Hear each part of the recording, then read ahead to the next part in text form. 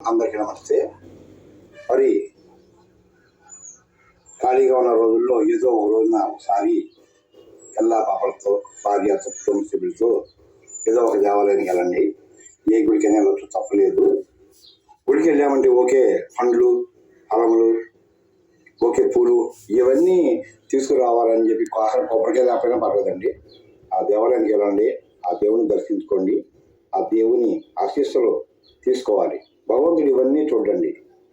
మీరు వచ్చారా గుడికి, రాలేదా, వచ్చారా రాలేదని చూస్తాడు.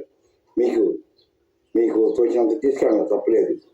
కానీ వారంలో ఏదో ఒక రోజున కాసేపు దైవ దర్శనం చేసుకుంటే మనకి చాలా మంచిది. హిందువుగా మనం పుట్టడమే గొప్ప అదృష్టం.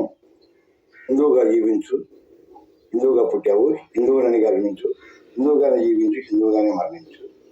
అందరూ బాగుండాలి. మీ అందరికీ కూడా శ్రీరామ రక్ష, ఏడుకొండల స్వామి వెంకటేశ్వర స్వామి రక్ష.